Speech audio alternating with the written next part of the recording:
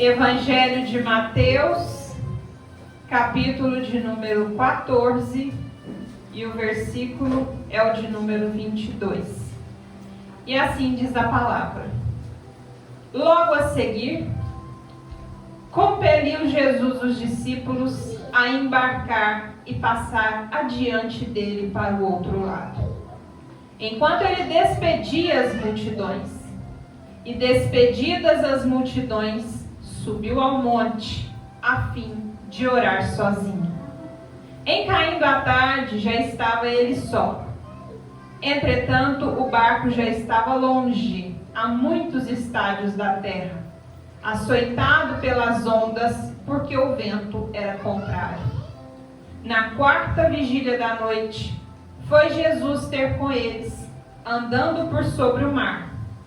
E os discípulos, ao verem-no andando sobre as águas, ficaram aterrados e exclamaram: é um fantasma! E tomados de medo, gritaram. Mas Jesus imediatamente lhes disse: tende bom ânimo, sou eu, não temais. Respondendo-lhe Pedro, disse: se és tu, Senhor, manda ir ter contigo por sobre as águas. E ele disse: vem. E Pedro, descendo do barco, andou por sobre as águas e foi ter com Jesus. Reparando, porém, na força do vento, teve medo e, começando a submergir, gritou: salva-me, Senhor. E prontamente Jesus, estendendo a mão, tomou-o e lhe disse: homem de pequena fé, por que duvidastes? E subindo ambos para o barco, cessou o vento. E os que estavam ao barco o adoraram, dizendo: verdadeiramente és filho de Deus. Amém. Podem se assentar. Glória a Deus. Aleluia.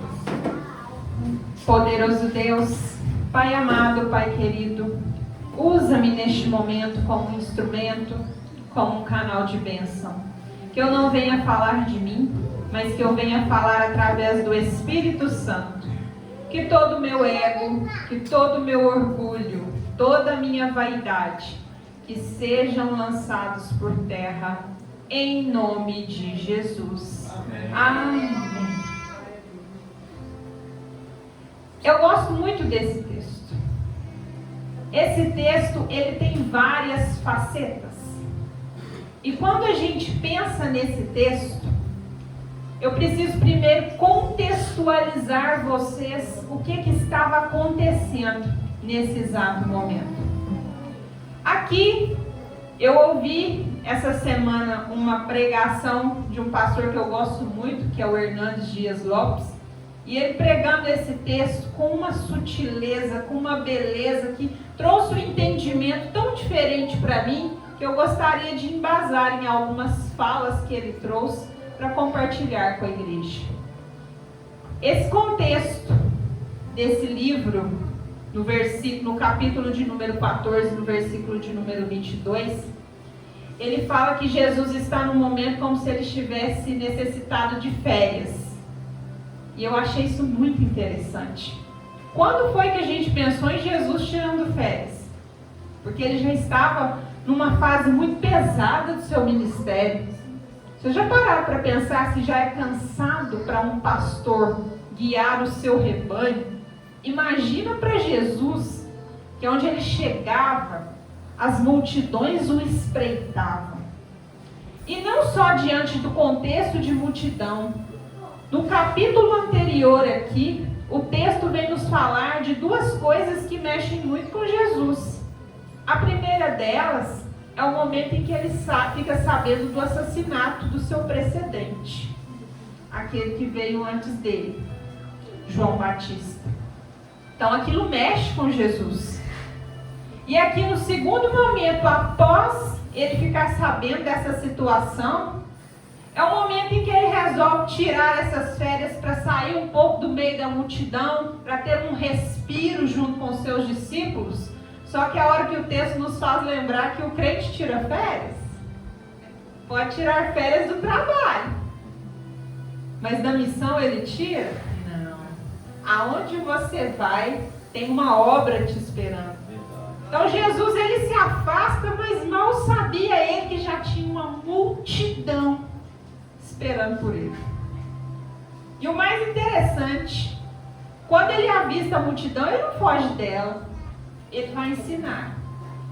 E vai adentrando a noite, vai tardando, e aí os discípulos chegam para tentar dar uma cutucada em Jesus, como se eles quisessem ensiná-lo a fazer a obra. Mestre, o povo está ficando tarde, não tem o que comer, o povo está com fome. E a hora que ele é ousado nas palavras, ele fala: alimente vocês mesmos, esse povo. E aí, mas a gente só tem aqui alguns pães, 2 peixinhos. E ali naquele momento ele faz a sua oração ao Pai. E milhares de pessoas se fartam, comem, até ficarem extremamente saciadas. E ali Jesus mostra para esse povo que ele não deixa o seu povo com fome, seja física ou espiritualmente. Porque às vezes nós buscamos em Jesus achando que ele vai atender só de um dos lados. Mas ele atende todas as necessidades, por menores que elas sejam. Alimentou o povo espiritualmente, mas também fisicamente. E aí em seguida nós entramos nesse texto que eu acabei de ler para vocês. Que o texto diz que logo em seguida, por isso que eu contextualizei vocês no momento que está acontecendo isso. Em seguida dessa multiplicação de pães. Logo em seguida, Jesus compeliu os discípulos para que eles atravessassem. O que Jesus fala para eles? Passa para o lado de lá. O que Jesus diz? Passa. Existe uma ordem. Se existe uma ordem de Jesus, é porque ele é fiel para cumprir. Glória a Deus. Quantos de nós, por inúmeras vezes, ouvimos ordens de Deus e duvidamos da palavra que chegou? Olha aí, Deus. O profeta falou, o pastor falou, a palavra falou, nas orações Deus falou, e está lá você ainda assim: será que é verdade? Será que vai dar certo? Será que no meu barquinho vai ter alguém me acompanhando na caminhada? E é por isso que o tema que eu trouxe para a nossa mensagem de hoje se chama Enfrentando as Tempestades da Vida. Você não está atravessando solitariamente. O seu barquinho não está andando sem eira. Existe alguém que está ali, mas às vezes ele não vai atender no seu tempo. Porque todos os passos que Jesus nos orienta a dar, existe um propósito para isso.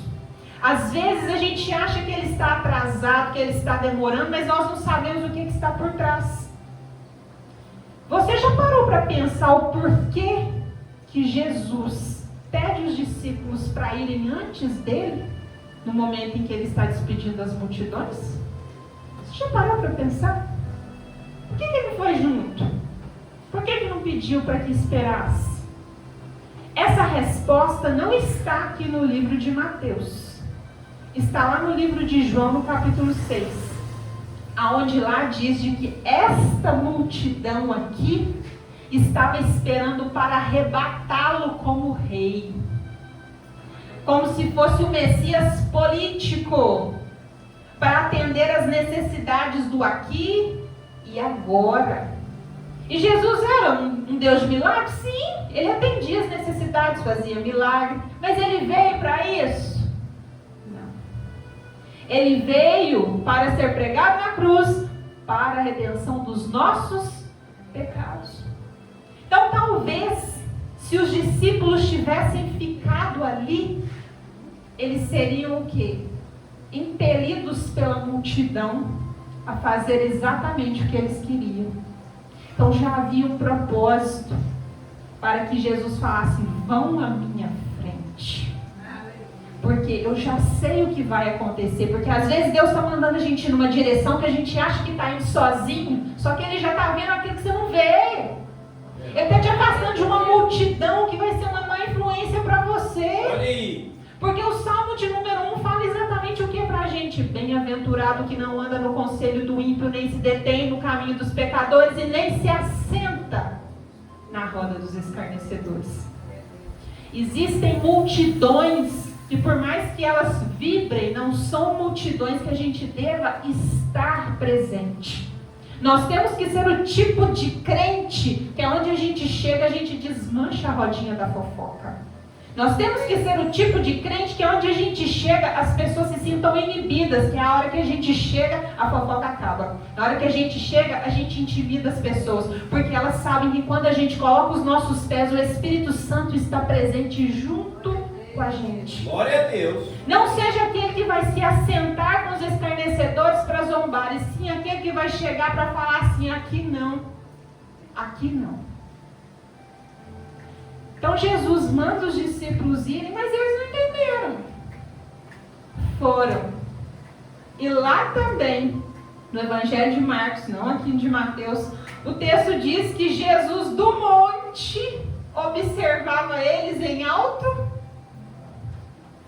Jesus lá, ó, sabendo de tudo o que está acontecendo. E eles apavoradíssimos. Meu Deus!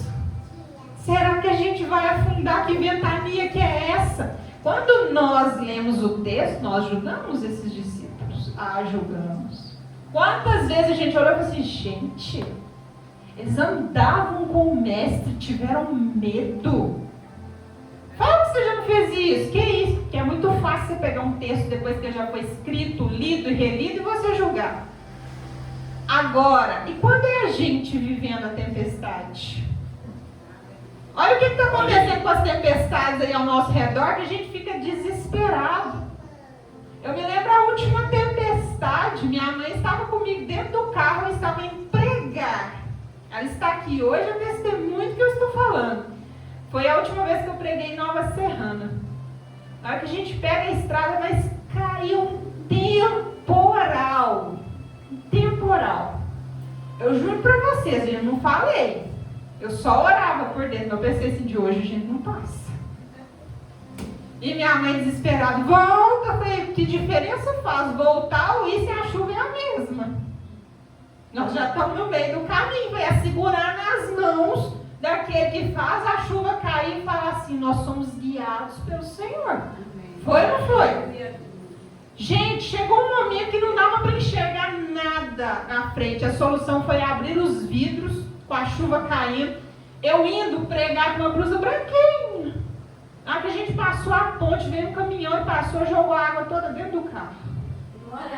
Eu cheguei na igreja e tinha até folha no meu cabelo. Mas eu cheguei. E a tempestade se acalmou. Mas é o inimigo, ele fica furioso quando você está indo fazer a obra. Porque tudo dizia para a gente voltar. Mas a gente continuou a caminhada.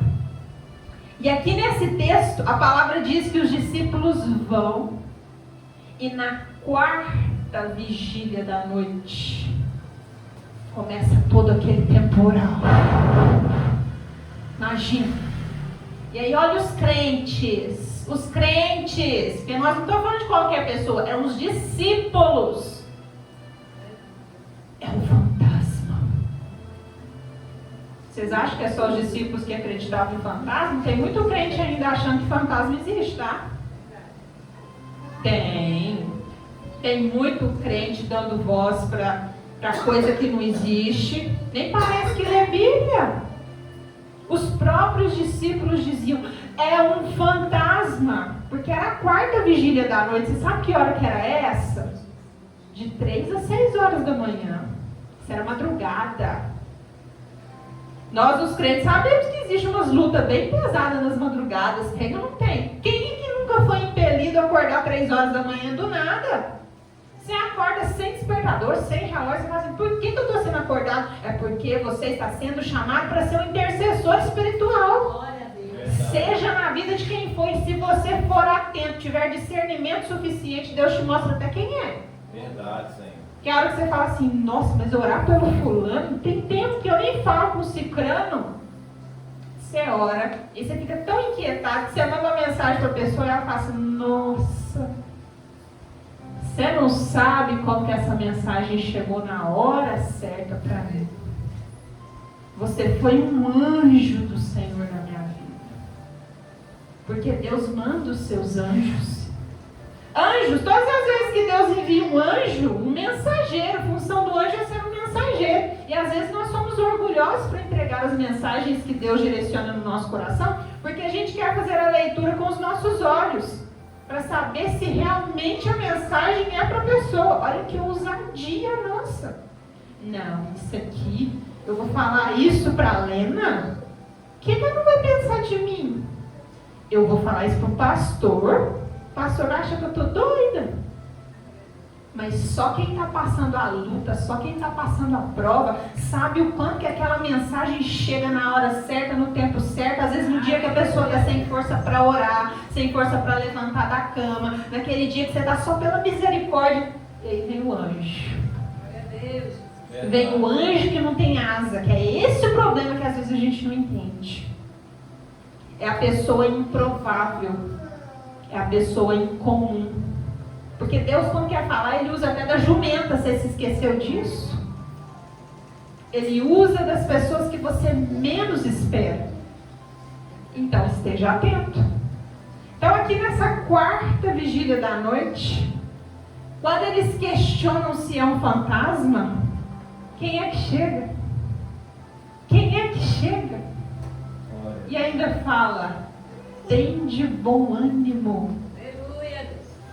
A quarta vigília da noite é para ensinar para mim e para você. Parece que ele está atrasado, mas ele está falando que ele chega no tempo certo. Amém. A quarta vigília da noite é para ensinar para mim e para você que não somos nós que estamos no controle de todas as coisas, mas que é no tempo dele, não no meu. Tem gente aí que está orando, tem 10 anos, 15 anos, 20 anos, você fala, não vai chegar, e ele fala, eu chego na quarta vigília. É na hora que você está tremendo, igual aos discípulos. É a hora que você está achando que você está sozinho e ele fala, sou eu. Sou eu. Sou eu. E aí eu tenho uma pergunta para fazer para vocês. Quando ele chama, quando ele fala, você tem discernimento para ouvir a voz do Pai? Porque a gente escuta a voz de muitas pessoas, mas quando é Ele falando, existe sabedoria e discernimento suficiente para que a gente entenda que é Ele falando, eu estou no controle de todas as coisas? Porque aqui os discípulos tiveram medo. Todos tiveram medo.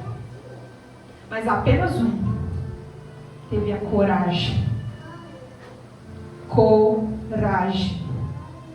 O Evangelho de Cristo nos chama também para ter coragem. Coragem porque às vezes a gente ora querendo que Deus faça o processo por nós.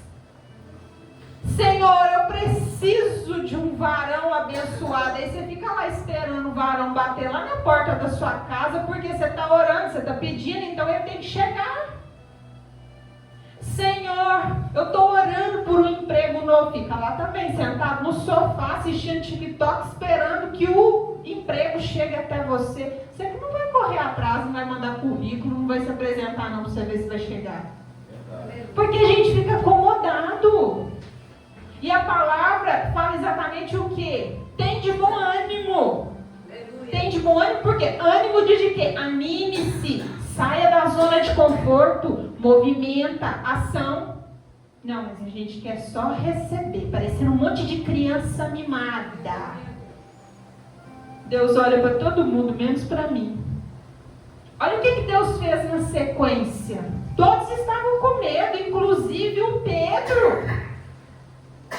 Então que ele fala, Senhor, se és tu, porque tem dúvida no coração dele também. O crente também tem seus dias de dúvida.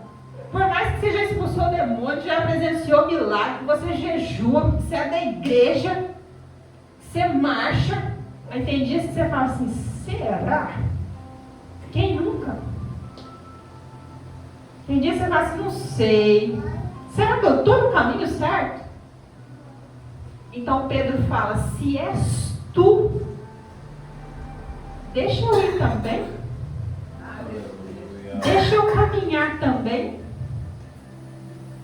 E aí eu quero que você me fale aonde na Bíblia que você encontra alguém que andou em cima das águas. Quem?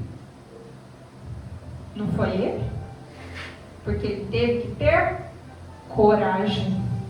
Porque quando você tem a coragem para arriscar, Deus só fala assim, ó.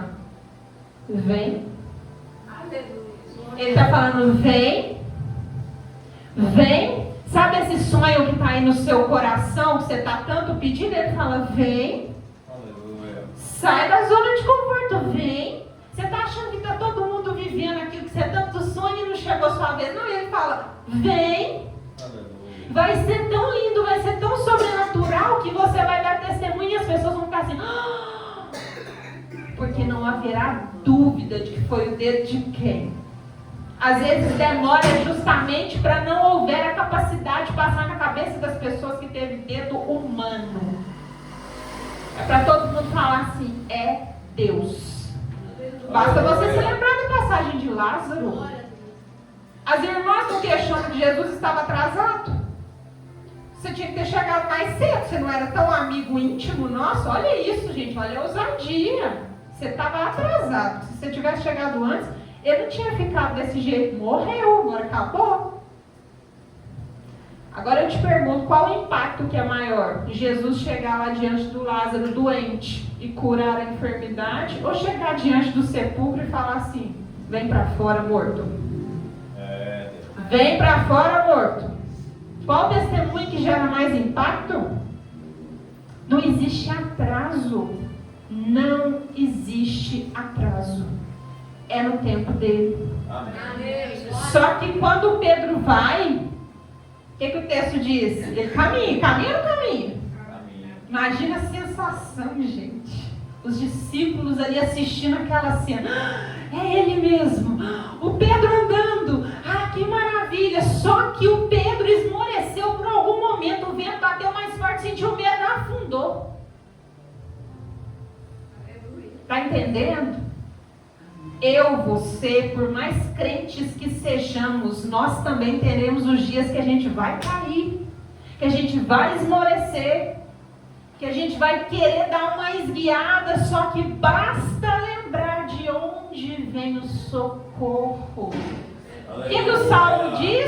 Elevo os meus olhos para o monte, de onde me virá o socorro? O meu socorro vem do Senhor que fez o céu e a terra. Aleluia! Deus é fiel para cumprir a palavra dele. Se está escrito aqui, ele é fiel para cumprir.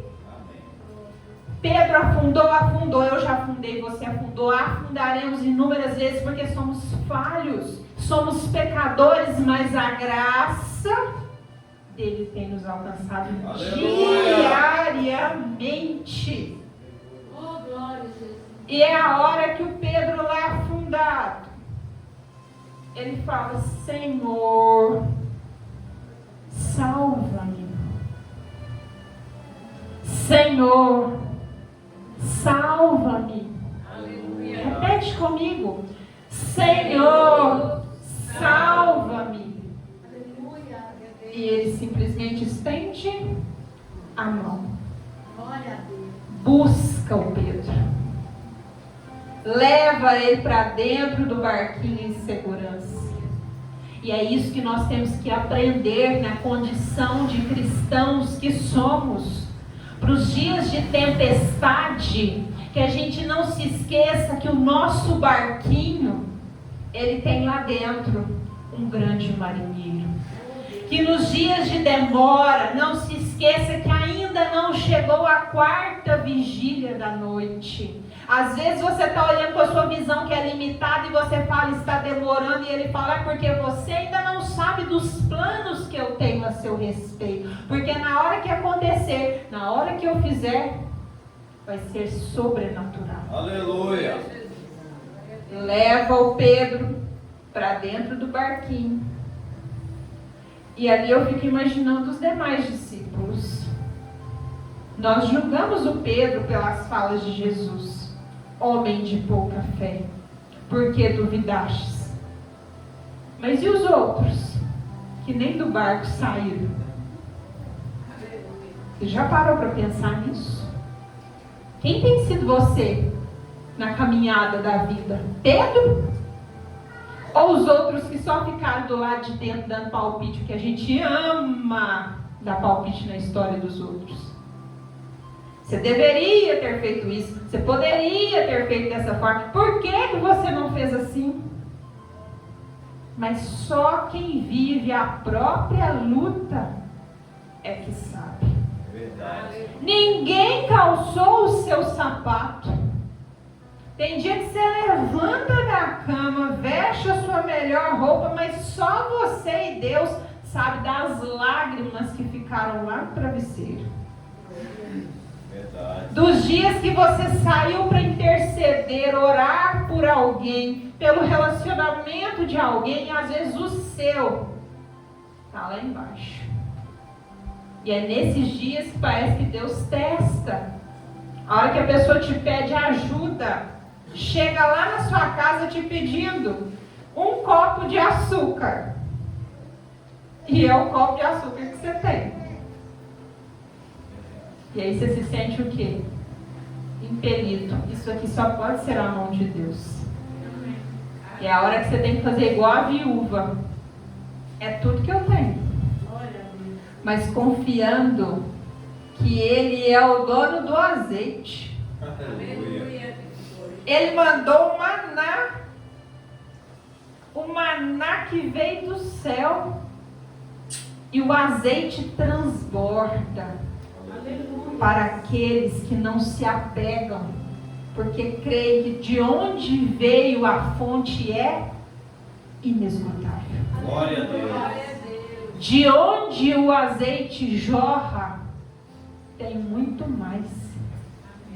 Você já parou para pensar o quanto que às vezes nós medimos Deus com a nossa régua? Tem causas que a gente coloca nas mãos do Senhor que a gente fala assim, não, eu acho que isso aqui é meio impossível. Eu acho que isso aqui é grande demais. Mas nós nos esquecemos quem é que faz, de onde faz e a forma que faz. Amém. Então, se você que está aqui nesta noite, ouvindo esta mensagem, se está passando por uma tempestade, lembra, pode ser que esteja turbulento demais, mas ele está ainda aguardando a 4ª vigília da noite. Aleluia. O tempo da demora pode ser grande para você, mas é o tempo suficiente para ele te lapidar. E enquanto ele lapida, faça uma pergunta para si mesmo: Senhor, o que eu ainda preciso aprender nesse processo da espera? Faça essa pergunta, porque algumas situações se repetem na nossa vida exatamente por isso. Porque nós não aprendemos ainda a lição. A gente glorifica, a gente questiona, mas a gente não sabe o que Ele está querendo trabalhar através da nossa vida. Se você é uma pessoa que precisa trabalhar a sua paciência, se você é um ansioso, impaciente, já reparou a quantidade de pessoas difíceis que são colocadas no seu caminho? E aí você questiona. Não é que as pessoas são difíceis, é você que precisa treinar o quê? Sua paciência. Às vezes colocam pessoas que falam demais na sua vida. Será que não é para você aprender também a ouvir de uma forma diferente? Então, a cada luta, a cada prova, questione-se: Senhor, o que eu preciso aprender aqui? Abra os meus olhos espirituais, retira as escamas diante dos meus olhos para que eu tenha clareza, discernimento e esteja sempre caminhando conforme a tua sua vontade. Amém? Glória a Deus. Eu agradeço a minha oportunidade e as palmas glorificam ao Senhor.